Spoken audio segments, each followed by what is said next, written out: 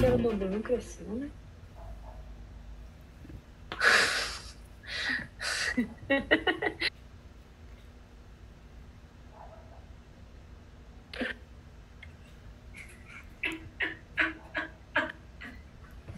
Boa tarde. A gente está aqui em mais um encontro do Círculo de Leitura Científica do IFB, organizado pelo pessoal aqui do campus Recanto das Emas.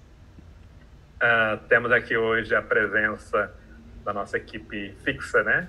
O professor Bruno Tardim, professor de Português e Letras, a professora Bárbara de Barros, dá um oizinho, Bárbara, que hoje também está como convidada aqui para falar de aspectos da filosofia.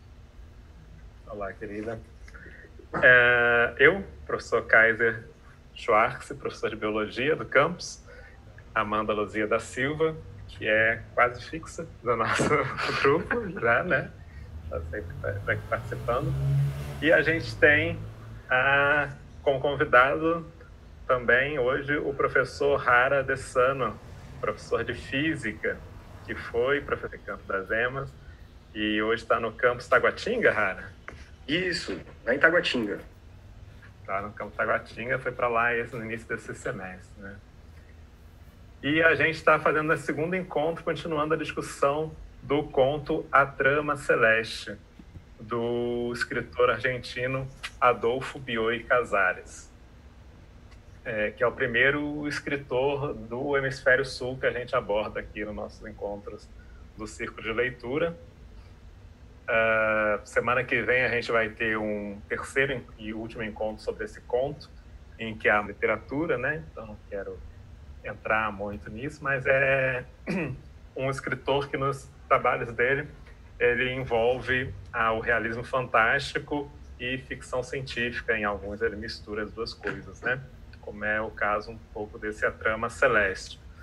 A Trama Celeste é um conto em que duas pessoas, um piloto de avião, o Capitão Morris, e um médico, o doutor, em um voo, né, experimental, de um avião experimental, e chega às mãos do personagem que é o narrador, não tem um nome assim, um relato pelo Dr. Sevian sobre o que teria acontecido, e que vai mostrando que, de alguma forma, o Capitão Morris, ao realizar suas manobras aéreas com o avião, ele parece ter sido transportado da Argentina, em que ele conhecia, para uma outra Argentina muito parecida, mas ele vai descobrindo que tem detalhes diferentes e as pessoas reagem de forma diferente a ele mesmo, né? E como se ele tivesse, então, ido para um outro mundo, um outro universo, através das suas manobras aéreas. E, ao longo do conto, ele vai tentar retornar para o seu mundo original, conseguir, mas continuando pulando de mundos em mundo, de um mundo para outro, né?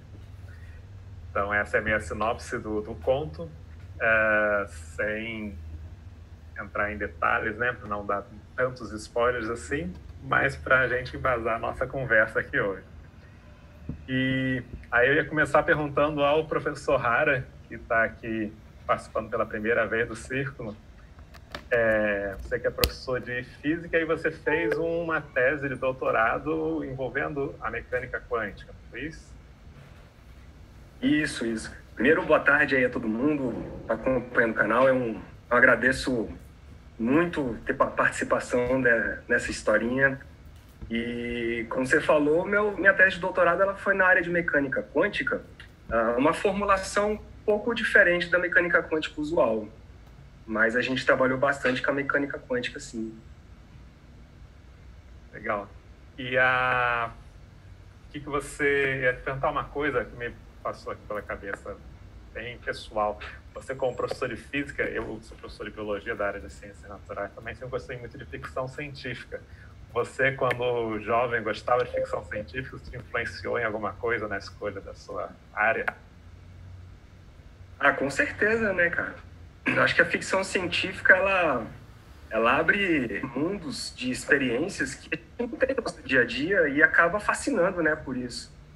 a questão de viagem no tempo, viagem entre universos e tal, a gente acaba, entre planetas, galáxias, acaba ficando fascinado, tem muita brincadeira com isso, não. Inclusive, eu costumo falar que eu prefiro muito mais assistir, até hoje, filmes de ficção científica que abordam histórias completamente fora da nossa realidade, do que sentar na frente da televisão e ver uma história que já foi dita, né? Uma história... Você assistiu Big Brother, né? Que já aconteceu. Digamos assim, eu prefiro ver estrelas e naves explodindo, viagens no tempo, do que ver um romance que conta uma história meio real do mundo. Sim. E a professora Bárbara, que está aqui também com o nosso convidada hoje, eu vou fazer a mesma pergunta para ela. Sei que ela é fã de ficção científica, mas você lê desde pequena aí, e isso te influenciou em alguma coisa aí nas suas áreas de interesse da filosofia? Leitora ávida, assim. Então, eu li, tipo, 1964, todos esses clássicos, assim, de ficção e tudo mais. Eu sempre tive um interesse muito grande nas distopias, né? E a ficção científica várias vezes entra por esse lado. Então, sempre me interessou muito, porque é muito bom para pensar a filosofia. Eu falo isso desde o nosso primeiro encontro, né? Que a filosofia ela tem uma relação muito grande com a ficção científica. E um dos motivos de eu ter escolhido fazer filosofia era justamente porque eu era muito nerd, eu gostava das disciplinas todas e achava que a filosofia podia abordar tudo, né? Aquela adolescente megalomaníaca. Obviamente, né? Eu falhei, assim, muito. Filósofo pode opinar sobre tudo, né? A minha tentativa de domínio universal, meio pink o cérebro, malogrou, mas a gente ainda gosta muito, né? Eu tenho até outro grupo de leitura com minhas amigas do departamento de filosofia lá no UNB, e a gente justamente lê filosofia e ficção científica feminista, né? É bem interessante, assim, para a gente poder pensar vários aspectos do ismo, para pensar vários aspectos da filosofia política, da metafísica, que é o caso conto, né? Que depois depois que o Hara começar a falar, eu volto com alguns pontos do realismo modal e tudo mais. A cara do Hara já de preocupado. Mas é mais ou menos isso. O Bruno, se quiser falar alguma coisa, fica à vontade aí, tá? Enquanto eu vou falando coisa. Diga. Não, beleza. Só acrescentar também que eu, pela pesquisa, acabei não caindo tanto para ficção científica, mas é um gênero que, desde moleque, assim, na idade dos nossos alunos, assim, de ensino médio, sempre me interessei muito. Eu lembro até hoje qual foi a minha reação na primeira vez que eu li A Viagem ao Centro da Terra, do Verne. Achei, assim, sensacional, sensacional. É uma recordação querida, assim, até hoje. E outros livros, assim, que a gente vai encontrando, vai tropeçando, e não guiou tanto, assim, a minha vida profissional, mas é um carinho particular que eu tenho, assim, pelo gênero da literatura.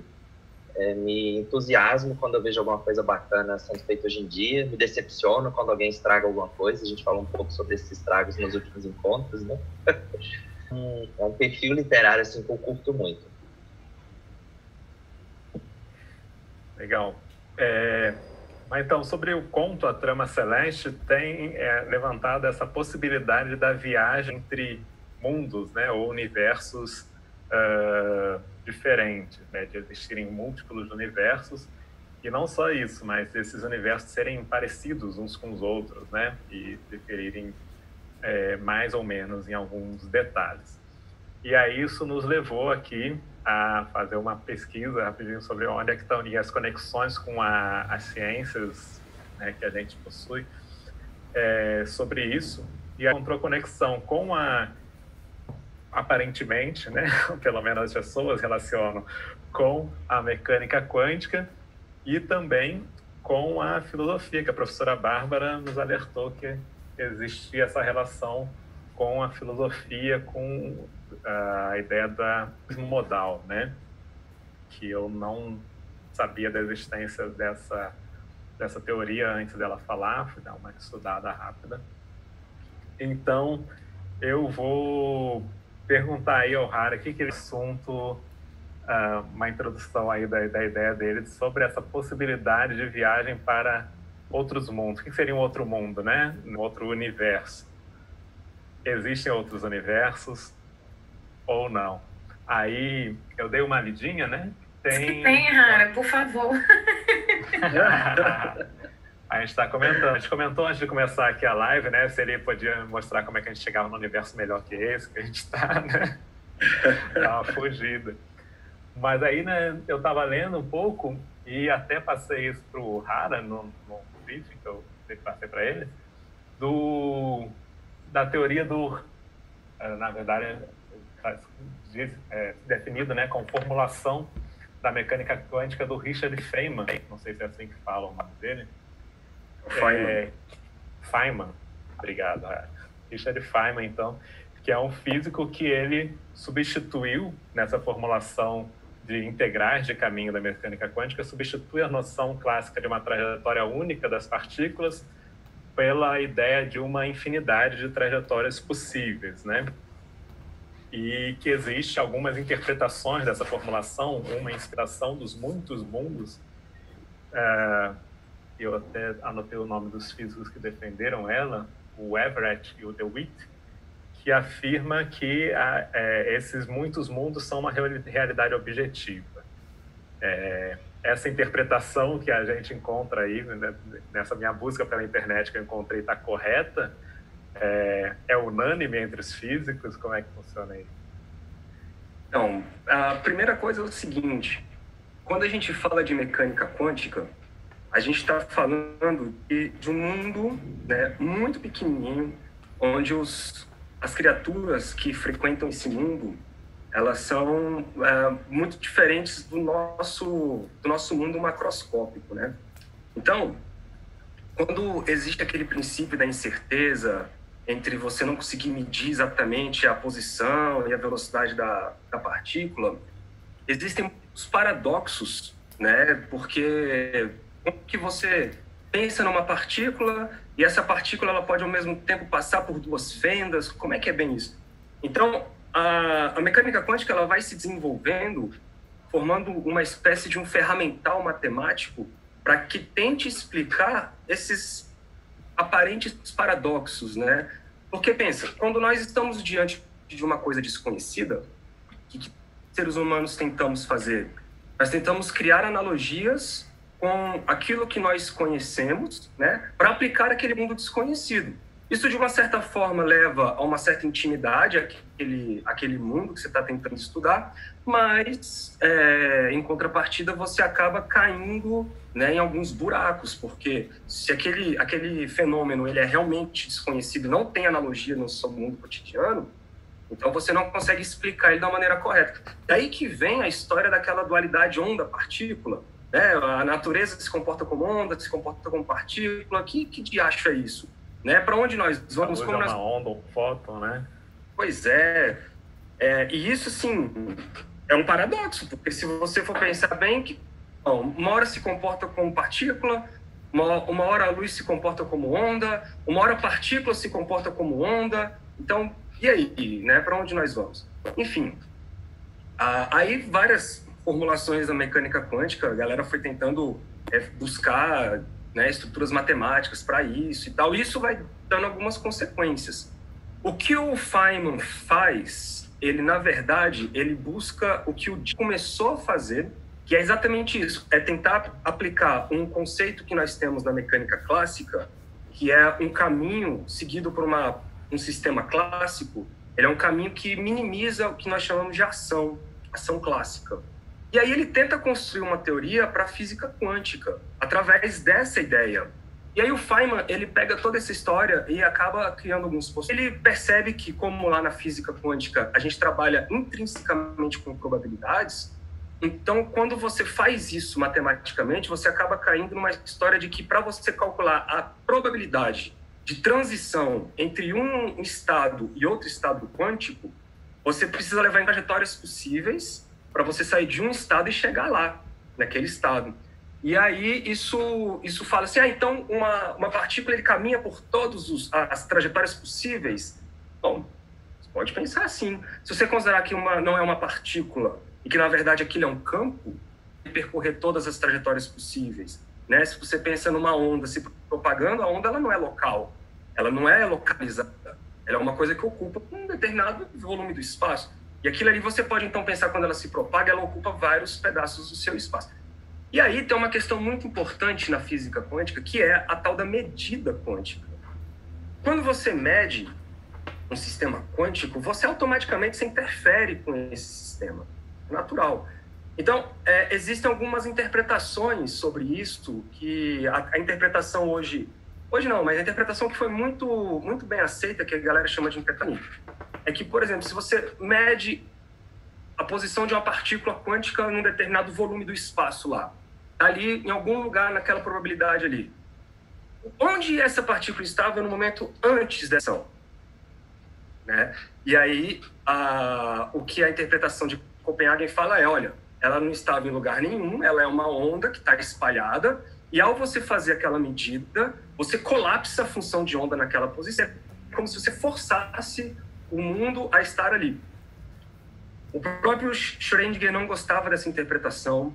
Alguns físicos não gostavam dessa interpretação. O Einstein, inclusive, é um cara que abolia essa interpretação. E aí, essas interpretações de muitos mundos, né, que começa com... E aí, depois que o De Witt, ele que veio meio que usando um pouco da interpretação do Everett, mas, na verdade, são coisas um pouco... A interpretação de muitos mundos é que é o seguinte, eles querem evitar o colapso da função de onda.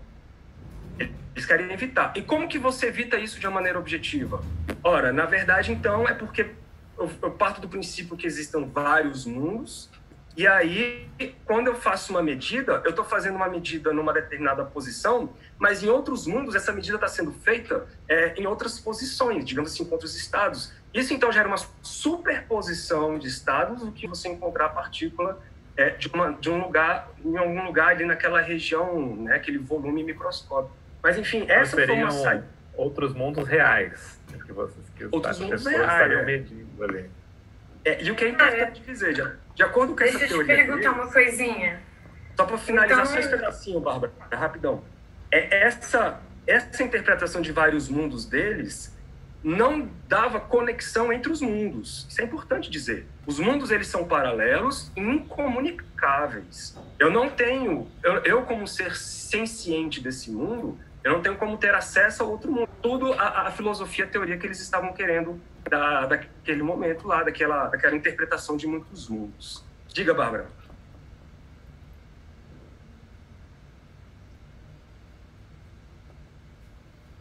Eu queria perguntar uma coisa bem simples, então. Então, você acha que essa teoria de múltiplos mundos, assim, de multiversos, é mais uma tentativa de salvar um formalismo do que, de fato, acreditar que existem vários mundos concretos? Eu acredito que nem seja só um formalismo, porque o formalismo está posto e ele é muito bem aceito. Ele é um dos formalismos, inclusive, das teorias mais bem-sucedidas no campo do mundo cotidiano, né, que é a teoria quântica. Mas o grande lance quando você faz uma teoria quântica, você se pergunta como que é aquele mundo. Você até consegue descrever como que é aquele mundo. Agora, por que aquele mundo é assim, aí gera muito desconforto, entendeu? Porque nós não temos muito acesso àquelas informações. Então, com isso nós vamos criando, e cada um vai colocando aí um pensamento sobre isso, de maneira que você vai tentando criar interpretações daquele mundo. Mas são interpretações, entendeu? Eu tento enxergar da seguinte maneira. Quando Kepler, por exemplo, ele fez lá do movimento dos planetas, ele escreveu 3 leis com base em dados astronômicos, já obtidos naquela época. As pessoas perguntam, mas Kepler, mas por que é assim? Eu falo, sei lá, meu irmão, eu sei que o céu funciona assim, eu sei que as coisas são assim, o porquê eu não sei. Quem veio explicar isso depois foi o Newton, né? E acho que hoje no pé da mecânica quântica mais ou menos por aí. Nós estamos sabendo explicar as coisas como elas são, mas a gente está tentando fazer a transição para o porquê ainda. Porque o acesso àquele universo, ele é muito complicado, cara. Eu falei uma vez na passado, eu falei assim, cara, por exemplo, uma situação muito grotesca, mas que dá pra gente entender o que está acontecendo. Se você vai medir a temperatura de um copo d'água usando um termômetro, você coloca o termômetro lá dentro, espera entrar em equilíbrio térmico a água com o termômetro. Depois que o termômetro atinge a mesma temperatura da água que estava lá, quando você lê a temperatura que está registrada no temperatura do termômetro, isso quer dizer que como ele estava em equilíbrio com a água, então você fala que é a temperatura da água por tabela, entendeu? Agora, tenta você, cara, medir a temperatura de uma gota de água usando esse termômetro. Quando você inserir um termômetro dentro de uma gota de água, aquele equipamento ele vai estragar a sua medida completamente. Por quê? Porque o seu sistema ele é pequeno demais para comportar a interferência do seu aparelho. A mecânica quântica você medir, você obter informações daquele universo microscópico lá. A gota de água que vai passar até a temperatura do termômetro, né? Exatamente. Quem é o reservatório e quem é o sistema, né?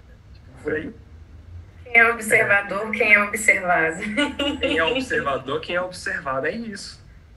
Esse é o problema. Fazer uma pergunta para a Bárbara, antes de falar aqui que a Valéria Torres, que está assistindo a gente pela live do YouTube, mandou um feliz dia do físico para o Hara atrasado, né? Parece que passou o dia do físico, está dando parabéns a você.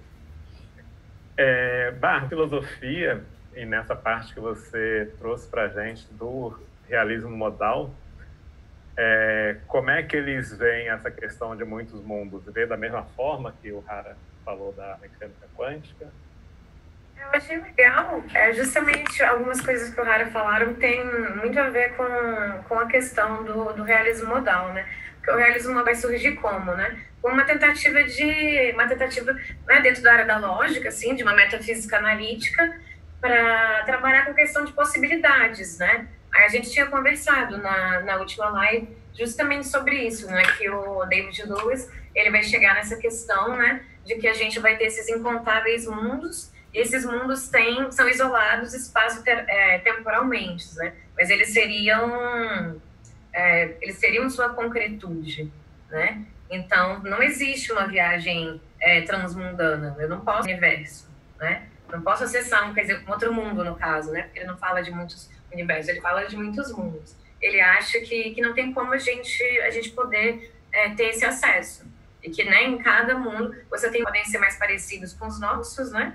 Que até, gente, eu tinha dado uns exemplos ótimos semana passada, hoje eu não estou muito criativa, mas você vai ter, por exemplo, uma contraparte da Bárbara lá, que vai ser, por exemplo, professora de literatura, né?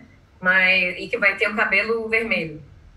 E eu também posso ter outro mundo em que não existe, né? Que, por exemplo, seria o caso o que acontece no nosso conto, em um dos mundos que ele acessa. Então, eu não sei, tem muito a ver com essa questão. A gente tinha falado também, né, da questão do real, como ela era indexical, dependia, o que, né, não vou dizer que conferia realidade, porque o que confere realidade para o mundo não é o sujeito dizer que ele é real, né, não é um solipsismo, mas, assim, o real, ele vale só como dizendo, eu estou aqui, o aqui é válido para eu que estou aqui, como o Kaiser na casa dele vai dizer, eu estou aqui. O aqui é diferente porque eu e ele somos diferentes. Então, o mundo é real, ele é real, mas no outro mundo, as nossas contrapartes que estão lá, não vão dizer que é real, ele vai ser real também, né? Mas, assim, eu não sei, eu preciso elaborar um pouco mais aqui, que eu ainda tô... Desculpa, gente, eu acordei tarde hoje. Estavam os gatos em cima de mim, todo frio, assim, os gatinhos apertados comigo, foi difícil sair daqui. E só comentando o que a Bárbara acabou de falar, no conto acontece isso, né? O Capitão Morris, nesse voo de avião, ele vai para esse outro mundo, onde, por exemplo, ele não existe, né? Nunca existiu nenhum Capitão Morris por causa de uma pequena alteração histórica ali, não sei se pequena, mas uma alteração histórica que levou a que o país de Gales não existisse, né? E ele, sendo descendente de galeses, não existia também, então ninguém mais conhecia ele. E as próprias ruas, né, da cidade de Buenos Aires, que tinham nomes galeses, não existiam mais, ou tinham outros nomes, né? Então, isso é uma coisa legal do realismo modal, né? Essa questão que a Bárbara trouxe da arte, né? A contraparte não é a mesma coisa, não é o mesmo indivíduo, é como um duplo ali que a gente tem da literatura, né? O duplo que não é exatamente igual. O Hara disse que gosta de filme de ficção científica, né? E eu até queria perguntar se você já assistiu aquele filme Another Earth, que traz um pouco essa questão de uma contraparte, e tem essa questão de você viajar para um outro mundo, tipo uma outra terra possível e tudo mais. É bem legal, fica a dica. Rapaz, ou cortou o microfone aqui ou tu falou outra língua. Qual é esse filme aí? Eu não entendi direito. Não, eu disse que como você é tipo fã de ficção científica e não, o nome do filme. Eu perdi Another Earth, outra terra. Another Earth. Não lembro de ter visto esse filme. Pois procura, é muito legal, acho que você vai gostar. Tá bom. Eu acho que nesse contexto aí, cara, o ser humano, eu não sei, ou o ser humano ele é muito criativo, ou ele tem muito medo do livre-arbítrio. Porque quando você fala em universos onde existe uma contrapartida sua, que toma decisões diferentes da sua, eu não sei, eu acho que ou a pessoa tem medo de falar que não gosta da escolha que tomou aqui e se satisfaz com uma escolha sendo tomada por outra pessoa em outro mundo, e aí tenta, né, sei lá, claro, arrumar alguns contextos lógicos e matemáticos. Sim, não que eu esteja dizendo que não existam outros mundos, né? Claro que a gente não tem ainda acesso, ou nunca vai ter, ou vai ter, eu não sei, enfim. Tudo isso, assim, a gente não pode falar uma coisa, a gente não pode falar que existe, que a gente nunca viu, né? A gente não pode falar que existe. Agora, se você pensar que pode existir, é uma especulação. Mas essas estruturas matemáticas que a gente cria, elas não necessariamente elas levam à realidade. Quer ver um exemplo muito simples, Kaiser? Isso, só te interrompendo, Harry, isso que era uma das coisas que eu ia te perguntar, né? A gente tem muito das teorias da física moderna que, tanto na relação da gravidade, a teoria da gravidade moderna, quanto da quântica, da mecânica quântica, muitas das coisas foram deduzidas a partir de equações matemáticas, né? Um exemplo que é bem conhecido é o da relatividade geral do Einstein, que ele formulou. O Einstein, o que ele fazia era as equações matemáticas, né? Deduzir equações matemáticas. E isso vai ser confirmado anos depois, né? Em 1919, lá pela observação de um eclipse solar, que é o Arthur F. faz no continente africano, essa observação, e confirma. Mas a gente tem muitas outras coisas das teorias da física que continuam nesse campo apenas, sem querer diminuir, né? Mas no campo das equações matemáticas. Até por incapacidade da gente fazer um experimento, medir as coisas. E é uma coisa que eu ia te perguntar, o quanto que essas equações matemáticas que sustentam essas teorias físicas, quanto que a gente pode confiar nelas como uma representação da realidade? Vamos lá. Então, toda a estrutura matemática construída dentro das teorias que não necessariamente representam realidades físicas. Elas nos ajudam a obter resultados. Só um exemplo. Lá na mecânica quântica mesmo, a gente lida com os estados onde, matematicamente, no nosso formalismo, eles se comportam como vetores. Por isso que a gente chama de vetores de estados. Mas os estados quânticos não são vetores, eles não são setas. Inclusive, dentro daquela estrutura matemática, a gente representa os estados como sendo vetores compostos dentro de um número de infinitas dimensões. Mas são infinitas dimensões criadas para acomodar esses vetores de maneira em que a matemática seja feita e a gente consiga obter resultados físicos dali. Não quer dizer que nós vivemos num mundo de infinitas dimensões e tal. A gente cria aquele ambiente, digamos assim, virtual, matemático, para dali tirar informações. Agora, a questão da matemática, ela ser usada e depois os resultados serem obtidos, cara, isso é muito interessante, porque a física, ela tem um norte. A teoria que você consiga escrever matematicamente, ela tem que ter um norte. E o norte se chama experimento, que foi o que você bem falou. Se você criar uma teoria mais bonita do mundo, onde, né, que você consegue tirar, mas a natureza não se mostra daquele jeito, cara, então ou você vai ter que mudar a sua teoria, ou então você vai ter que descobrir em que fronteira aquela sua teoria funciona, porque ela não tá sendo empregada de maneira válida. Então, por exemplo, só um exemplo. O ano passado, o prêmio Nobel foi um astrofísico chamado Peebles. E esse cara, ele vem estudando, criando artigos desde os anos 60. Ele mesmo, ele previu a existência da radiação cósmica de fundo, que foi descoberto anos depois, né? O próprio Einstein, quando ele criou a teoria da relatividade geral, coisas foram provadas depois que ele escreveu.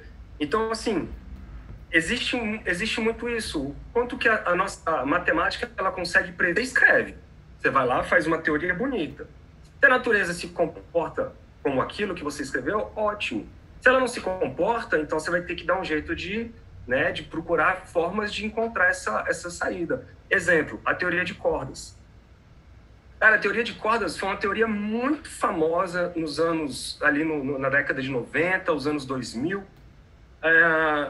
E ela é muito elegante, muito bonita, muito difícil, inclusive.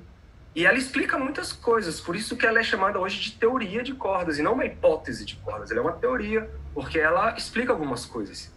Só que ela dá algumas consequências pro nosso mundo real, cara, meio doidas. Tipo, nós podemos viver em 10 dimensões, 11 dimensões, né? E aí, como é que você vai provar um trem desse?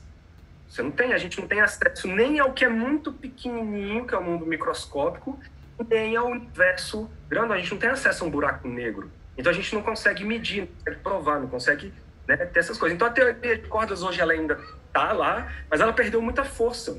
Por quê? Porque ela não consegue ser provada. Então ela vai ficando um pouco para trás. E quem sabe daqui a uns 15, 20 anos, né, a gente consiga ter tecnologia suficiente para medir coisas espaciais. E aí a teoria das cordas ela volta de novo a ser um boom, né, porque ela fez previsões que só foram descobertas anos depois. Então, é muito normal, é muito comum na física. A física teórica ela está sempre anos na frente do que nós temos hoje tecnologia para observar.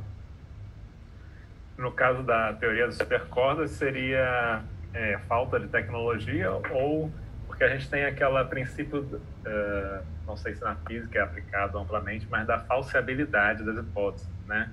Uhum. O problema da teoria de cordas é não ter ainda capacidade de fazer medições ou ela não se encaixar no princípio da falseabilidade? Não, ela não tem possibilidade de fazer medições, é isso. A falseabilidade ela é muito interessante, né? Do mesmo ponto que você pode separar o que é ciência do que não é ciência, você pode também estragar uma coisa que era verdade, né? Às vezes. Porque, por exemplo, toda teoria científica, cara, ela tem uma validade. Então você fala assim, as leis de Newton. As leis de Newton, elas são válidas em todo o espaço? Não, as leis de Newton, elas são dentro de uma determinada região de fronteira, que é uma região de massas, né, próximas às nossas e velocidades baixas. Lei de Newton dá perfeitamente. Mas quando você muda a fronteira, você vai para velocidades muito grandes, ou massas muito grandes, que aí você entra na relatividade geral, as leis de Newton não funcionam. Aí você fala, então, se a lei de Newton não funciona, então ela está errada? Não é bem assim. Cada lei tem sua fronteira, né, ali onde ela vai ser bem desenvolvida e bem aplicada. Hoje você constrói aviões, elevadores e carros usando as leis de Newton. Estão erradas. Elas estão corretas, só que dentro da fronteira delas. Quando você vai para outra fronteira, aí você tem que usar outra matemática ou uma outra teoria, mais ou menos por aí. Então, a questão da teoria também é um pouco isso. Entendi. Eu estava acompanhando aqui no chat, né? Tem um Daniel, conhecido seu pessoalmente, mas que ele fala está se referindo daí à famosa experiência mental do gato de Schrödinger. É assim que fala também? Rapaz, cada um fala esse nome de um jeito. Então, o gato de Scrooge, você pode comentar, existe um gato vivo em outro mundo em que ele está morto? O gato de Schrödinger é o maior meme da internet, né? Porque eu já vi tantos memes do gato de Schrödinger assim. É verdade. Mas o gato de Schrödinger, ele na verdade, cara, ele só tenta... É um experimento mental, óbvio, né? Onde ele tenta mostrar que os estados quânticos, eles não fazem... não foi real? Ele não fez de verdade o experimento? Não, é um experimento mental mesmo. Cara, se fosse real, tinha que denunciar para a Sociedade Protetora dos Animais, né? Porque, pelo amor... Exatamente. Então, esse experimento ele é muito legal, porque ele mostra o tanto que o fato de você medir, você interfere tanto no ponto de você abrir a caixa, você vê o gato vivo ou morto. Então, se você abre a caixa, ele está morto. Se você deixa a caixa fechada, você não sabe. E aí, ele está vivo ou está morto? Então, e isso bate também com uma outra coisa. Os estados quânticos são possíveis para objetos macroscópicos, tipo gato, tipo pessoa, tipo bola de futebol? Esse é o grande esquema. E a resposta é não. Não é válido. Os estados quânticos não tem nada a ver com o mundo macroscópico. Esse é o gato da... Mas espera aí, e o que são os estados quânticos, então? Cara, um grande fenômeno quântico se chama superposição, né? Que a gente pode pensar como interferência. Nós, seres clássicos, nós não nos interferimos uns com os outros. O nosso ser não se interfere de maneira que se sobrepõe. A gente, a bola de futebol, e o nosso pé não entra na bola de futebol, entendeu? E na física, no mundo quântico, os estados eles acabam, né, se sobrepondo ali, formando amontoado de funções de onda, digamos assim. No mundo clássico isso não é visto. E aí esse é o grande problema da nossa concepção, digamos assim, cotidiana. Quando o fato de você medir uma coisa, você atrapalha aquela coisa, ou seja, você interfere naquela coisa, algumas pessoas levam isso ao pé da letra e falam assim, então quer dizer que quando eu observo uma coisa, eu estou interferindo nessa coisa de uma maneira macroscópica, ou seja, o meu pensamento ele é capaz de mudar algo físico real por eu simplesmente estar olhando aquilo? E a resposta é não, cara. E as pessoas ainda usam isso como mecânica quântica, né? A física quântica diz que o meu fato de olhar, sei lá, um copo com água, eu posso transformar essa água, né, numa coisa, sei lá, uma água batizada, uma água, não sei o que lá. Enfim. Gente, cachaça, uma água quântica, né? Quem não lembra da época que ficou famoso, no começo dos anos 2000, que aí tinha toda aquela... Se eu mentalizar uma vaga de carro, essa vaga de carro vai aparecer, assim... Isso é muito a bizarro. Força do pensamento, né?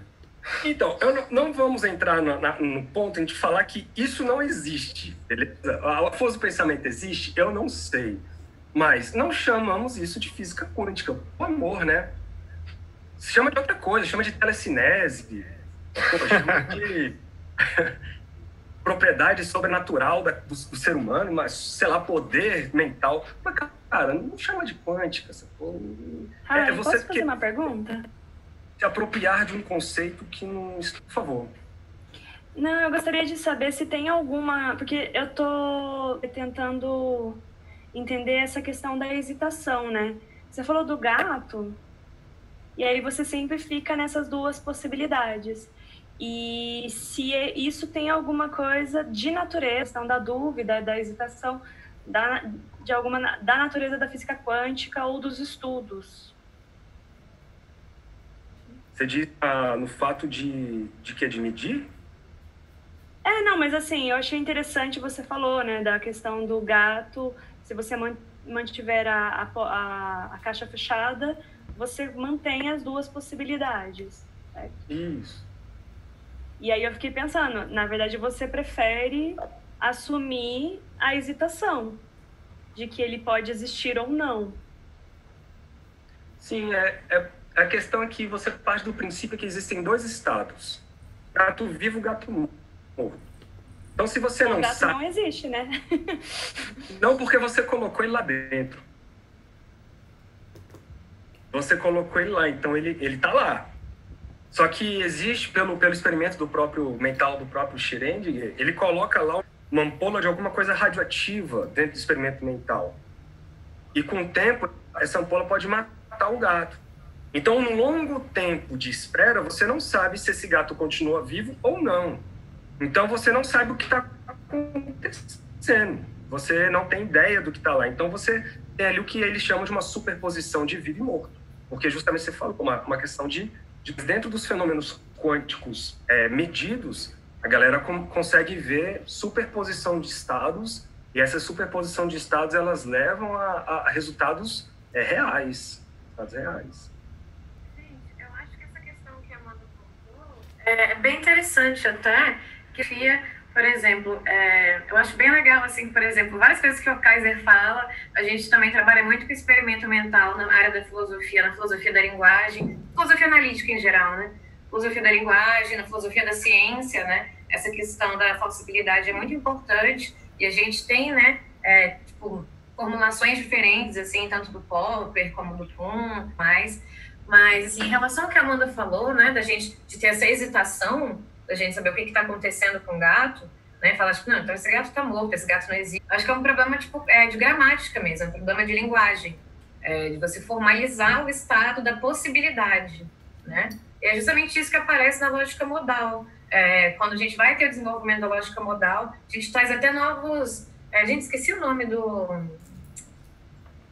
nome que a gente dá para o robozinho. Deixa quieto, não vou conseguir lembrar agora. Mas a gente vai trazer, né, uma nova linguagem para poder lidar com as coisas que podem ser. Porque a lógica clássica ela não trabalhava, né, com a questão da possibilidade. Pega, lógica aristotélica e tudo mais, a gente tem uma formalização completamente diferente. Quando a gente traz a possibilidade, ela vai... Isso acontece agora na lógica contemporânea, né? E ela vai trazer toda uma amplitude para a gente poder pensar e formalizar o mundo, né? Porque esse é o trabalho que a lógica tenta fazer. Um trabalho de formalização. A gente até falou isso no encontro passado. E uma coisa que, por exemplo, o David Lewis faz é justamente, ele vai trazer esse poder, concretude, digamos assim, né? Essa existência real é difícil, né? Mas vocês conseguiram entender o que eu quero dizer. Quando ele diz o poderia, né? O que pode ser, quando eu falo, os cavalos poderiam ter asas. Isso para ele significa o quê? Enquanto a gente aqui tem uma gramática que diz o cavalo poderia ter asas, para o David Lewis existe um mundo possível em que cavalos têm asas, né? E aí que você vai ter esses incontáveis mundos possíveis. Então, eu acho que essa questão assim, da gente ter uma... Rapidinho, só deixa eu terminar. A gente ter uma gramática para poder falar disso, no caso da física, é muito difícil você, né, traduzir uma gramática que vai estar tratando de fenômenos microscópicos, né, que se relacionam à infinitude, você tentar trazer essa gramática para o nosso mundo, do nosso tamanho, né, macroscópico, assim, Nossa, eu tô ruim com as palavras hoje. Mas de tradução, essa incompatibilidade de tradução. Diga, Amanda. Não, é só porque a palavra modal, né, no inglês a gente tem o modal verbs, né, que são os verbos que justamente que criam essa questão dessas dinâmicas, né, de precisar, poder, né, são os verbos, os chamados verbos auxiliares, né, e aí eu acho que talvez ele possa ter surgido justamente dessas formulações dos verbos modais.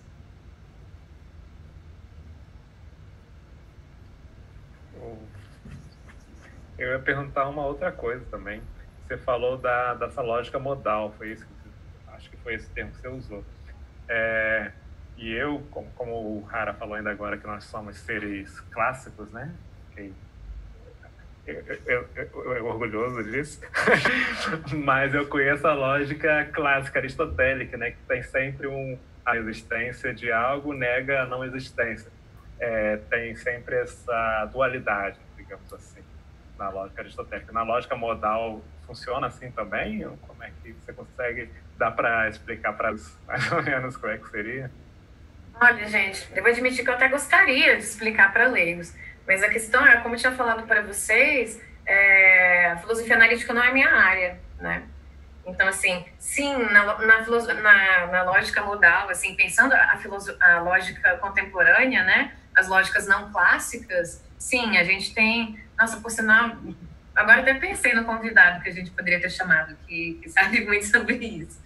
Mas, assim, eu não tenho tanta certeza no que eu estou dizendo, né, já digo de antemão, mas a gente tem Graham Priest, que é um cara que vai trabalhar com a questão das contradições também, sabe? Assim, toda essa lógica clássica, ela passa a ser desmontada nessas lógicas contemporâneas, né?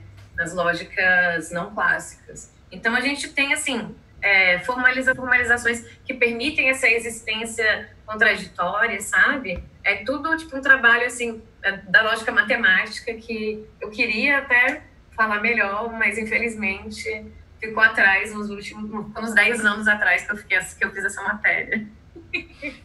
Mas, assim, eles trabalham com quadrados de oposições diferentes, sabe? É bem diferente da lógica aristotélica. Então, também, por isso que, por exemplo, uma pessoa muito importante, o Kripke, né? O Saul Kripke. E ele, por exemplo, ele trabalha com uma formalização modal, ele trabalha com essa formalização do possível e tudo mais, trabalha com mundos possíveis, mas ele vai dizer que eles não existem na concretude, né? Eles não existem realmente.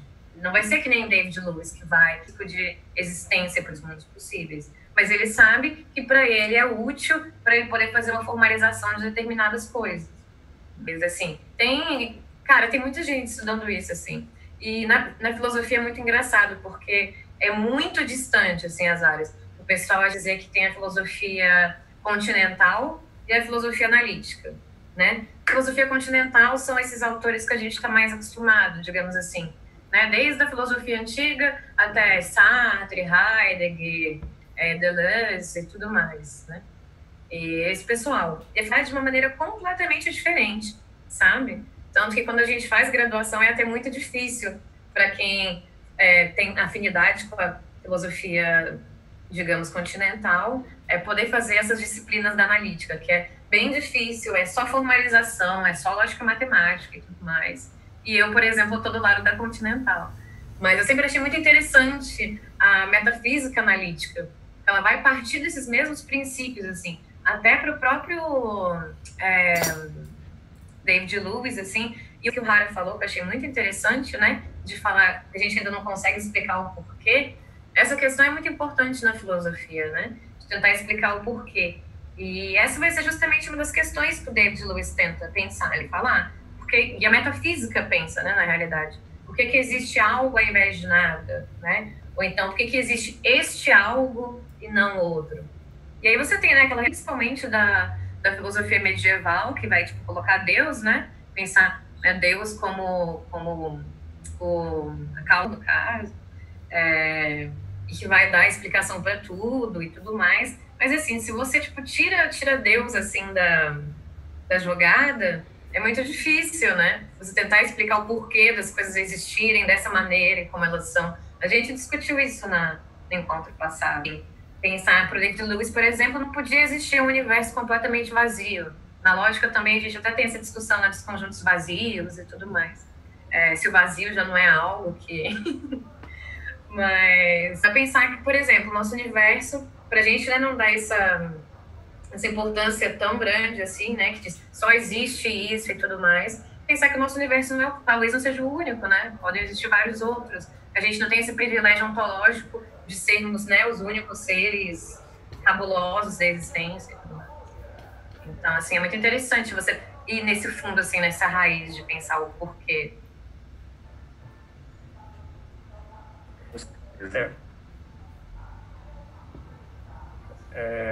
Eu acho que o único livro de algum físico que eu já vi, assim, foi o do Stephen Hawking, né?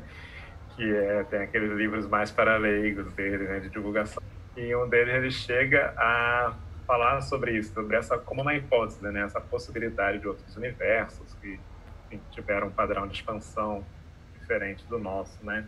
E eu acho tudo muito interessante, do ponto de vista de me imaginar no universo.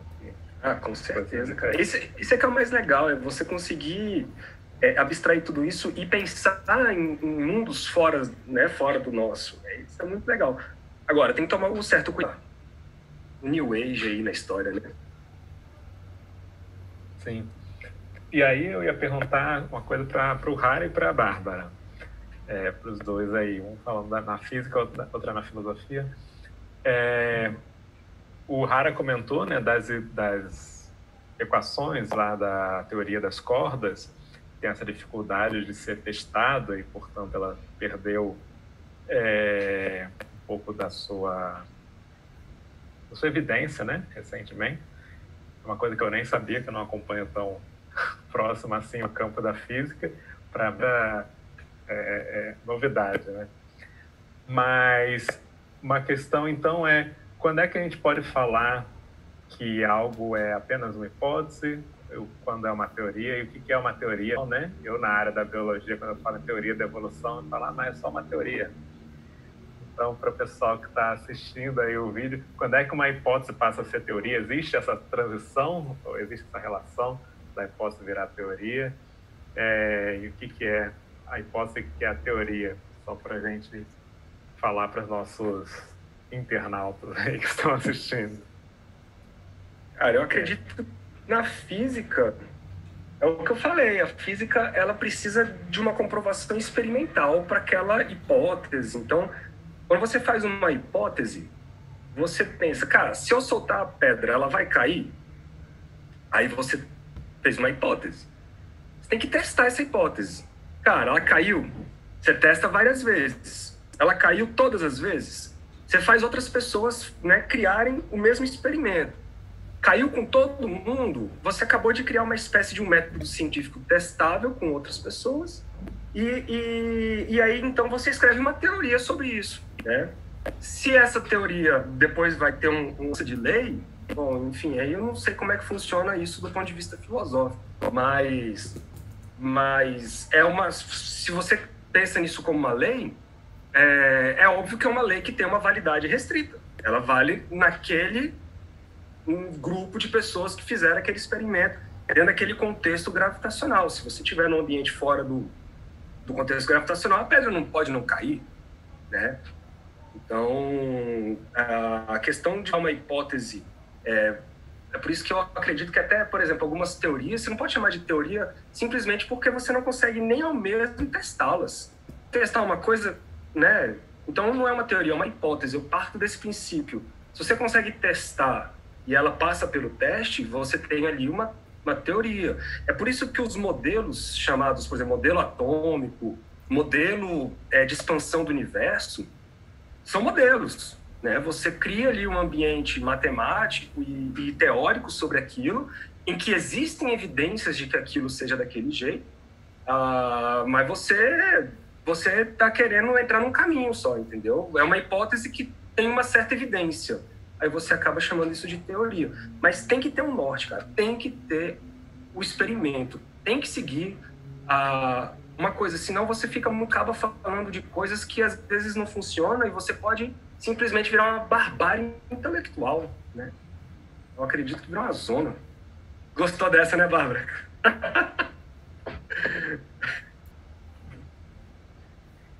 Mas eu penso muito assim, cara. Eu como físico, eu penso... Eu como físico assim, eu sou um físico, tá? Antes que a galera fale besteira aí.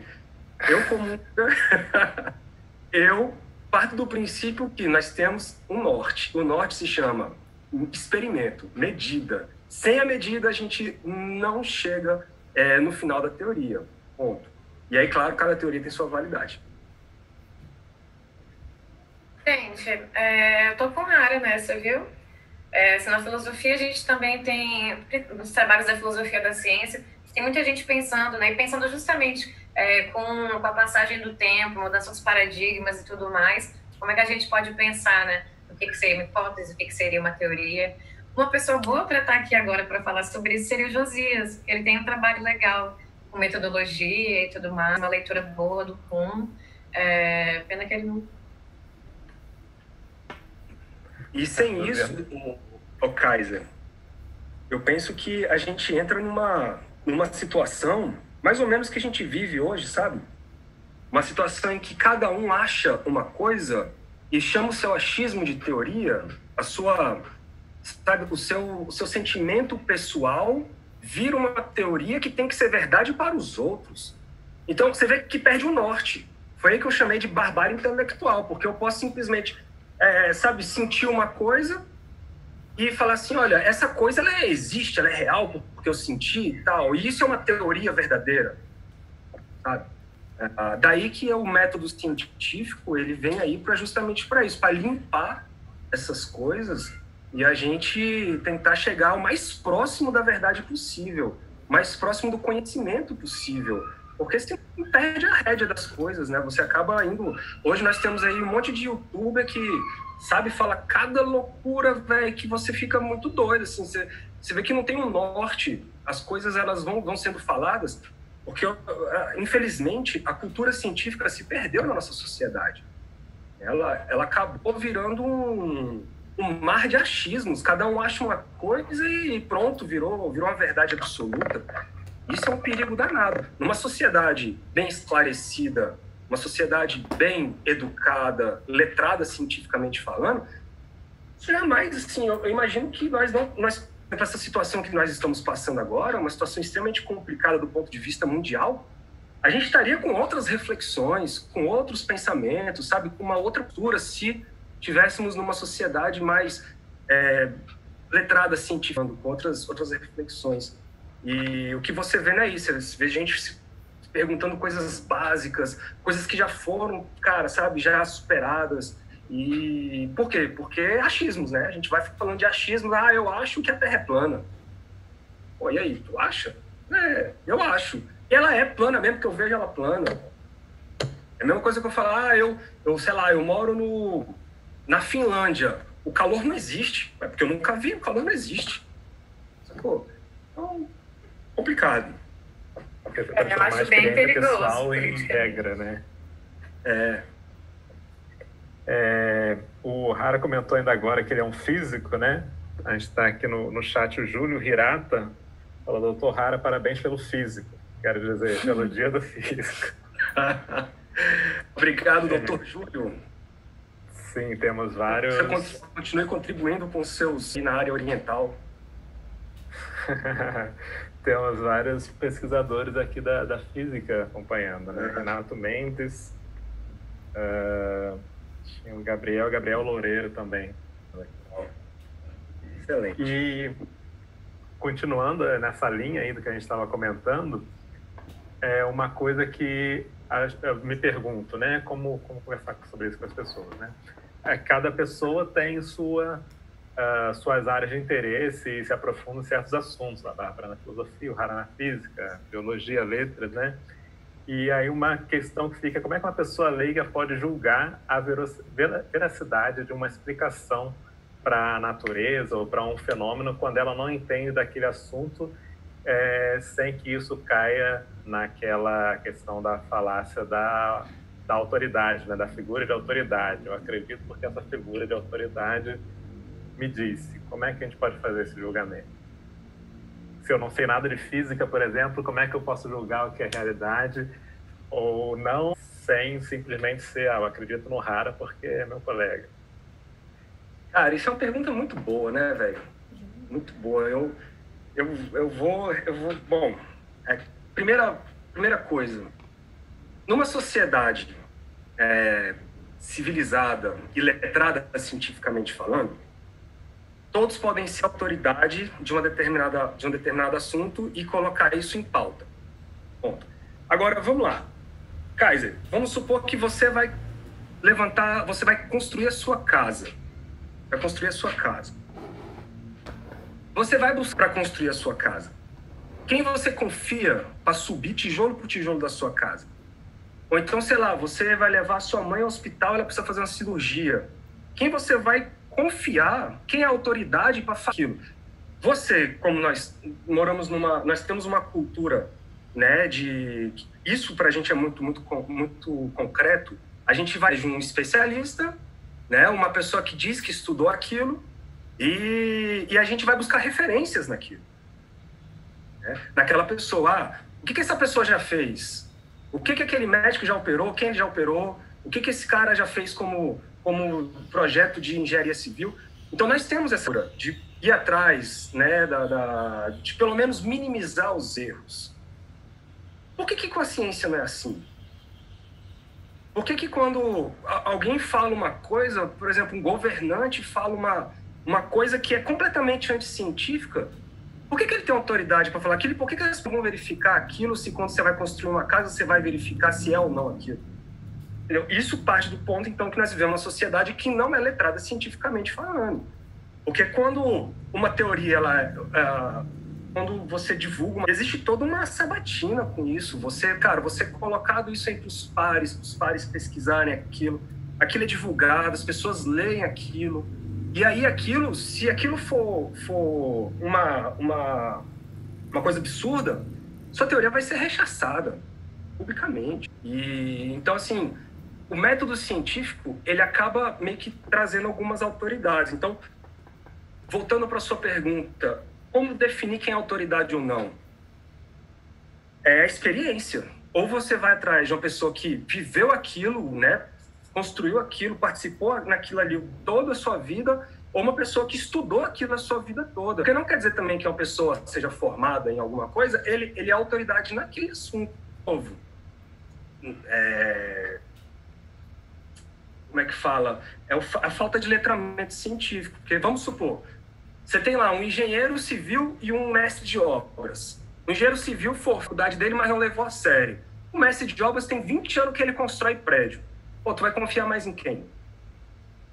Entendeu? E isso tem que ser levado em consideração também, porque o fato de um cara, sabe, ter feito mestrado, doutorado numa determinada área, no mínimo você tem que achar que ele entende alguma coisa daquilo. No mínimo. E aí eu não falo que é autoridade máxima sobre o assunto, porque isso não existe. Você ter uma autoridade sobre um conhecimento, eu acho isso muito gozo, isso muito complicado. Mas, assim, eu acho que você tem que buscar fontes razoáveis de você saber se uma teoria ou se uma fala é ou não verdade. E não é com qualquer um, é com qualquer pessoa, não é com qualquer youtuber, qualquer influencer digital, sacou? Você tem que ir atrás dos grupos que realmente estão estudando aquilo. Então, você tem grupo de pesquisa dentro de universidades, cara, que os caras estão ali pesquisando aquilo tem 20 anos, sabe? Então, por que você não busca o que eles estão falando, o que aquilo está sendo estudado, ou então busca um livro da área, mas não, acaba querendo que um youtuber vire um assunto que nem ele nem você sabe o que está acontecendo? Enfim, eu paro desse pressuposto. E Bárbara? O que você ia perguntar, né? Não, ia passar a palavra para você mesmo. Eu acho que uma questão interessante também é pensar o que a gente entende, né, por argumento de autoridade, assim. Quando a gente pensa nessas falácias, por exemplo, da gente pega esse exemplo do Hara, né? Se você pega, por exemplo, um grupo que estuda isso há muito tempo, ou então um doutor em física que é reconhecido pelos pares, aquele reconhecimento pelos pares é muito importante, né? Porque se eu pego e coloco como argumento de autoridade que o filósofo Olavo de Carvalho falou, aí você chega, peraí, mas e o reconhecimento pelos pares? Ele tem reconhecimento na comunidade científica? Ele participa dos encontros anuais da pós-graduação em filosofia? Ele tem uma graduação, alguma coisa? Assim, de onde é que veio essa autoridade? Isso é importante pensar. E, às vezes, a gente pensa muito... O argumento de autoridade não é a gente negar o que o especialista disse, né? Mas é muito mais, por exemplo, eu falar, não, o pastor da minha igreja, ou qual seja o caso, né? Ele disse que... Deixa eu pensar aqui. Que a Terra é plana. A Terra é plana. E aí eu vou descredenciar todo um conhecimento científico e com comprovações, né, tipo, empíricas de que a Terra não é plana. Na realidade, comprovações empíricas que datam de mais de 500 séculos atrás. 500 séculos não, mas 500 séculos é pesado. 5 séculos atrás. Eu falo, não, porque ele é uma autoridade, ele é o meu padre, meu pastor, não é? Então, assim, são autoridades deslocadas, né? Vou pegar, por exemplo, falar assim, não, o Keith Richards, ele fuma muito cigarro e toma muito uísque, ele diz que é bom, então é bom, não vai fazer mal para mim, não, se ele tá vivo até hoje, tá vendo? É uma distorção, assim, é uma falta de contextualização. Então, eu acho que, assim, não entraria na lógica da falácia a gente pensar no argumento de autoridade nesse sentido. Porque o especialista, eu também acho, assim, muito perigoso isso, né, de você se colocar como uma autoridade em determinado assunto. Porque só para começar, né, o conhecimento, ele não é uma coisa estática, né? Ele está sempre em movimento, sempre se transformando e tudo mais. Então, não adianta de nada você se colocar como uma autoridade em determinado assunto, por exemplo, numa área que está sempre mudando, como mecânica quântica, e falar, não, eu sou uma autoridade e tal. E aí você, tipo, não continua acompanhando seus estudos porque você é autoridade, e aí depois que você falava, não está sendo mais válido agora, né? Não está sendo mais considerado pelos pares agora. Então, eu acho isso. E pensando assim, não tem acesso, né? Que não tem essa formação e tudo mais, eu acho que o mais válido... Gente, joga no Google, tipo, procura assim, artigo, mecânica quântica, não sei o quê, sabe? O mais básico, porque o acesso à biblioteca até também... Mesmo... E livros de divulgação científica, cara. Existem muitos... Livros de divulgação científica é muito interessante isso. Muitos pegar, sites por exemplo, de divulgação. Cara, pega, tipo, por exemplo, as Osmos, né? Passa o Neil deGrasse Tyson para os meninos, assim. É uma coisa que é interessante. O tipo, Stephen Hawking também. A gente tem um pessoal que trabalha com essa divulgação científica que é muito interessante. Mas, assim, uma que é aplicada pensando principalmente nos nossos alunos, né? Tipo, na periferia e tudo mais, tem uma dificuldade muito grande de acesso a uma biblioteca mais completa. Né? Às vezes, nem obra de divulgação científica tem. Então, eu acho que nesses casos... tem como, assim, tipo, pesquisar na própria internet, sabe? Você tem que saber pesquisar, né? Saber, tipo, por exemplo, ler artigos em que tem o nome da pessoa para você poder saber quem a pessoa é, né? Você poder ter uma credibilidade maior em qual lugar aquilo está sendo veiculado. Assim, eu acho que talvez você tenha um pensamento que a gente poderia, para depois a gente ter essa relação com os alunos, para eles poderem fazer umas pesquisas com mais segurança. Com certeza. E até, cara, você tem uma noção muito interessante. O LHC, que é um colisor de hadrons lá na Europa, que tem fronteira ali com a Suíça e com a França, ele desenvolveu, a galera que está ali, que hoje nós conhecemos como www, que é usado na internet. E eles desenvolveram esse protocolo para quê? Para eles conseguirem se comunicar mesmo à distância, porque é uma ação de vários países e várias pessoas. São vários colaboradores. Só que eles precisavam ter acessos, né, rápidos uns com os outros. E esse protocolo foi gerado por eles lá dentro para conseguir essa comunicação e, inclusive, discussão entre os pares. E perceba, mesmo que entre os pares exista divergência, que existe, porque quando você fala assim, a teoria do Big Bang, ela é a teoria mais aceita? Mas todo mundo aceita? Não. Existem pessoas que não aceitam. Então, você tem ali uma questão de interpretação entre os próprios pares. Mas não quer dizer que outra teoria esteja errada. É só que existem teorias que têm as evidências levam a criar algumas coisas, outras não levam, né? Então, assim, o que é importante? É você saber filtrar o que é uma teoria científica, de fato, do que é uma teoria que é apenas achismo, né? Uma coisa apenas de uma opinião de uma pessoa, um sonho maluco que a pessoa teve, e aí quis divulgar esse sonho, enfim. Penso muito, muito nisso. Um sonho, um delírio, né? Normalmente é um delírio. Inclusive, assim, não vamos dizer que o delírio da pessoa estava errado, mas, né, tem que ir atrás, tem que ir a fundo, tem que pensar, tem que pesquisar, tem que buscar as coisas. Não basta só, é assim. Por quê? Porque eu sonhei. Difícil. Outra coisa, gente, que eu acho importante dizer é até a própria Wikipédia, que é tão desacreditada e tirada de tempo. A gente tem artigos bons na Wikipédia, é só você conferir lá embaixo as fontes, né? Sim, eu já vi artigos de filosofia, assim, que são, mas tem algumas outras páginas, assim, que são ótimas, super completas.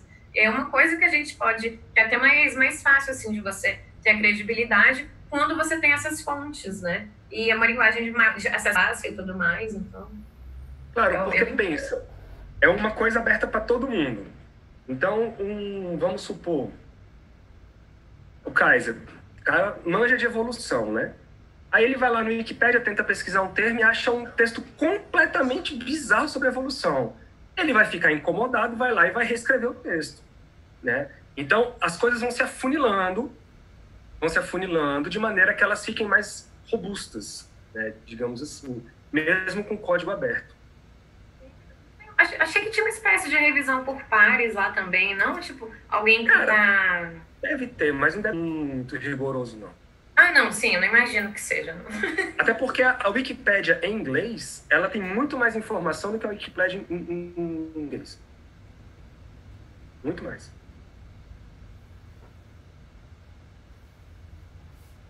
E aí, senhor Kaiser? Estão falando? Porque se vocês estão mudos, queridos. A gente tá tentando falar e não tá rolando. A gente tá tentando falar faz um tempo e não tá rolando. Desculpa. Não, eu queria só trazer para a discussão, é um texto que ele é sobre arte, tá? Mas que eu acho que ajuda a pensar e toda essa discussão de um jeito um pouco diferente, do Real, do Hal Foster.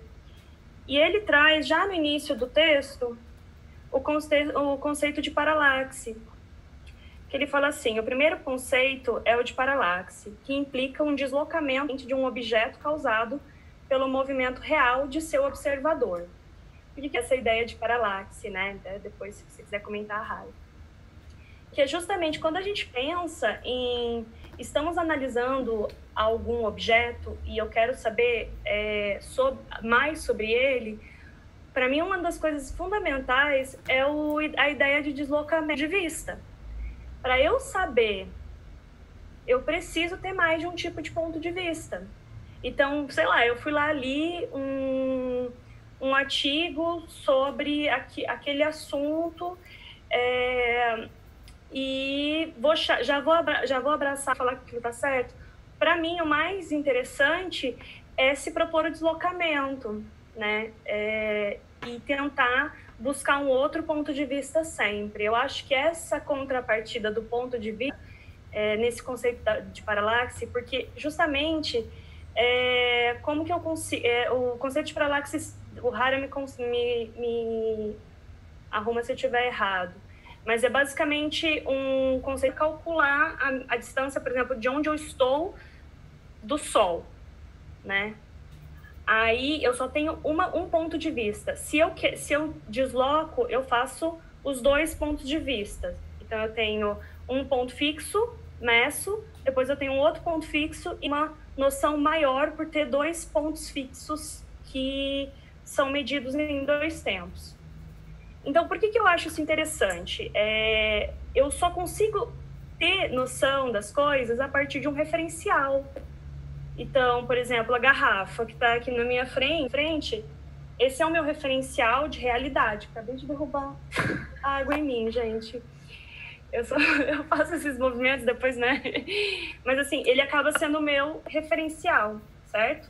A gente sempre tem uma noção de referencial quando a gente pensa em realidade. Então, só que esse referencial, como a Hara tinha comentado, ele serve para aquele momento. Então, se eu faço deslocamentos, eu consigo depois analisar as duas opções, esses dois momentos. Então, eu acho que para entender essa ideia de real, pensando no Hal Foster, é justamente você adequar isso em mais de um ponto de vista e em mais de uma posição de observação. Então, se eu vou ler, eu também vou ler aquele outro, e eu vou tentar analisar a partir de mais de um ponto de vista. Isso é um critério mais crítico e analítico também, pede disso, né? É isso aí. E faz parte do método científico, né? Então, só para pôr o deslocamento, né? Na literatura, a gente cria mundos, né? E toda essa questão da realidade, ela acaba sendo, para nós, tudo uma questão até meio boba para nós, da literatura, que a gente só cria mundos possíveis. Então, todos os mundos são possíveis para nós, né? Pega um cara como o Bioy Casares, ele cria um monte de realidades e isso tudo é possível, né? Agora, se a gente está preso a esse real, que eu acho que a gente está vivendo num momento político em que essa questão ela volta o tempo todo, porque a gente acaba entrando num sistemas de paranoias, né? E o paranoico é aquele que está preso num ponto só, né? Ele está preso só num ponto de vista. De repente, o que a gente precisa fazer são mais deslocamentos. E propor justamente o que o Bioy Casares vai fazer com a gente, propor deslocamentos. E talvez seja uma das mensagens que o texto possa nos oferecer. Existem mundos possíveis, existem deslocamentos possíveis, e às vezes esses deslocamentos e mundos possíveis são dentro da nossa própria realidade, né? A gente está chegando próximo ao nosso horário, que a gente, infelizmente, tem que interromper o bate-papo. Gente, deixa eu só dizer uma coisa. Isso, porque eu ia passar para a Bárbara e o Hara fazerem os comentários finais. Então, olha só, eu lembrei de qual é, claro, né, se poderia ter uma coisa que existe, não ao mesmo tempo, né, essas questões contraditórias. Falei que sim, na lógica contemporânea e tudo mais tem. Eu lembrei qual é o nome da área da lógica que trabalha com isso. É a lógica paraconsistente. Na lógica paraconsistente, a gente tem a não contradição. E ela é muito utilizada hoje em dia, né? Até pelo grande filósofo brasileiro, Newton da Costa. Ele foi um dos principais filósofos nessa área. Era isso que eu queria dizer, que eu lembrei. Mas fala aí, Haro. Não, eu só queria perguntar para o Kaiser se tinha alguma pergunta, um pouco pessoal. Uma menina perguntou, uma menina, eu nem sei, né, a idade da pessoa, tô chamando de menina. Alguém perguntou dicas de literatura sci-fi feminista. Queria dizer para ela que, no momento, esse grupo que eu tenho lá na UNB, a gente está lendo Octavia Butler. Ela é uma escritora feminista negra, muito interessante. Tem livros como Kindred, como Despertar, Parábola do Semeador. Eu também. Ela é muito interessante. A Mão Esquerda da Escuridão. Mary Shelley, né? Escreveu Frankenstein, gente. Mas eu deixo essas indicações aí. Inclusive, Butler, a gente pretende abordar em breve aqui no nosso círculo, né? Hara. Oi. Tem o Otto Mendes, pediu para você comentar um pouquinho sobre um novo estudo da NASA, realidade alternativa em que as leis da física funcionam de maneira contrária. Essa é a única pergunta mais direta que a gente tem sobre a física. Ele apareceu o link, não sei se você conhece essa pesquisa. As leis da física funcionam ao contrário. É o que ele diz aqui. Não sei, não, enfim. Não sei, realmente não tem um link, não... É difícil, né? Porque, se você pensar nas leis da física, quais leis, por exemplo, seriam quais seriam as consequências de funcionar ao contrário? Tipo, tempo revertido? Não sei. Mas a resposta é não conheço. Não sei. Eu acho que é porque ele deve ter visto aquele filme Curioso Caso de Benjamin Button. que rejuvenesce. Só tem também o Gabriel Loureiro, acabou de mandar uma pergunta. Doutor Hara tem uma dúvida matemática. A matemática, enquanto linguagem, pode-se dizer que um número existe se não pudermos referenciar a ele? Olha que bonito isso. Cara, isso é muito legal. Quer ver uma parada? O círculo existe? O retângulo existe? Ou ele é apenas uma abstração nossa de um formato? Né? Bem platônico isso, viu? Pois é. Mas se você for pensar bem, cara, se eu não me engano, bem antes, um pouco ali da Idade Média, eu não vou saber precisar o tempo, o ano, mais ou menos, mas existiu uma época, eu não sei se foi antes de Cristo, enfim, mas existiu uma em que as pessoas conseguirem fazer contas numéricas, elas tinham que materializar os números. Então, por exemplo, para eu conseguir somar 3 mais 5, a galera tinha que materializar mesmo, tinha que pegar, sei lá, 3 ovelhas, botar ali naquele bolo e ali conseguir visualizar o que significa o 3 mais o 5, entendeu? Aí dá depois que o homem passou a abstrair os números, não pensar mais neles como eu ter que ver a quantidade numérica para entender o que eles querem dizer, e aí diz que a partir desse momento que a matemática deslanchou, porque a gente conseguiu abstrair os números e acabamos criando uma linguagem, né? Que é uma linguagem matemática, né? É uma linguagem. E é uma linguagem que, legal, universal, assim. Pelo menos se você for chegar lá na China, lá no Japão, lá na Índia, na Austrália, você pode não falar a língua, a língua deles, assim, né, nativa. Mas se você chegar lá com uma conta numérica, uma expressão, uma equação física ou matemática, vocês vão falar a mesma língua. Ele vai saber resolver aquela equação. Por quê? Porque são os mesmos símbolos e tal, são as mesmas regras, né? Então é uma imagem praticamente universal dentro daqui do nosso cotidiano. Isso é muito legal. Pessoal, a gente vai encerrando por aqui. Queria agradecer ao Rara por ter aceitado o convite, a Bárbara também. Agradecer aos dois por essa conversa muito legal. Foi, Bárbara? Eu tô sempre aqui já, gente. Mas hoje com a participação especial, né? E agradecer também a Amanda, que ajudaram aqui, né, participando da conversa. E a Dona Gaia. Dona Gaia também, ia falar sobre ela também, que ajudou aí na nossa transmissão dessa live. Assim como semana passada também, cada live ela tá com um nome diferente aqui, ela tem várias personalidades. Está aí transmitido pra gente. E na próxima semana, dia 27, a gente vai novamente voltar nesse conto. E aí a Amanda volta, dessa vez, assim como a Bárbara veio hoje. Semana que vem ela vai estar com participação especial, falando especificamente da parte da literatura, né? A Amanda é professora de literatura hispano-americana, então tem a ver com esse conto aí. E lembrando que vai ser nosso último encontro, né? Sobre esse conto. Vai ser o próximo, vai ser o terceiro encontro. Então não percam, gente. Sobre esse encontro. Exatamente. E agradecer por fim a todo mundo que assistiu aqui a live. Vou fazer um agradecimento especial ao Sérgio França, que é da Universidade de La Paz, que mandou saudar a instituição pela realização do encontro. E agradecer a todos os outros também que assistiram e que virão a assistir, que a gente vê que esses vídeos vão sendo assistidos por mais e mais pessoas conforme passam as semanas, né? Gente, muito obrigado. Alguém quer fazer mais algum comentário? Agradecer aí a participação do Kaiser, obrigado pelo convite.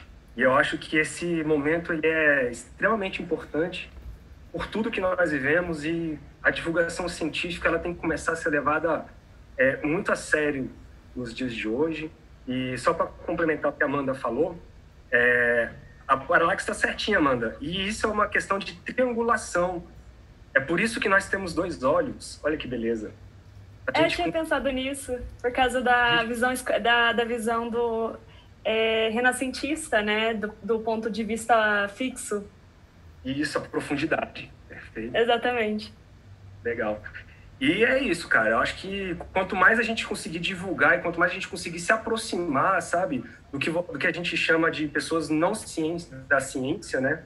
Porque mesmo que você não seja um estudante de ciências ou um cientista, eu acho que isso não te impede de conhecer o que está sendo posto no mundo. Eu acho que a gente tem que buscar conhecimento de todas as formas possíveis, e o ser humano, ele ou é das humanas, ou ele é das exatas. A gente tem que acabar com isso.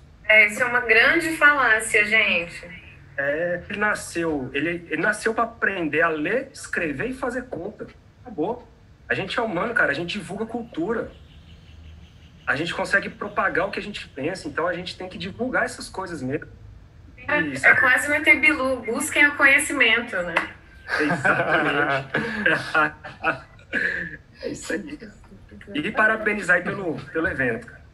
Fantástico. A gente agradece. Obrigada, um Rara. abraço, pessoal. A gente se vê na próxima semana. E leiam esse conto e leiam outros contos de ficção que são muito interessantes. Leiam todos dele, porque são incríveis. Gente, leiam. Quem quiser pegar O Estranho, do Freud, para ler, a gente vai falar dele semana que vem muito também. Muito bom para falar sobre isso. Exato. E também leiam O Estranho para, enfim, debater com a gente. Tá certo. E uma sugestão de livro, rapidinho. Para aqueles que querem conhecer mais sobre a física quântica, existe um livro que eu acho que é disponível no Google, inclusive, chamado Alice no País do Quantum, no País das Maravilhas, onde ela entra no mundo quântico e vivencia as leis da física quântica naquele mundo muito doido lá. É uma boa introdução ao mundo quântico. para os leigos. Bacana, Legal. vou procurar. Tchau, Tá bem, Rara, tchau, tchau, gente. Bárbara. Tchau, gente. Brigadão aí. Um abraço. Abraço.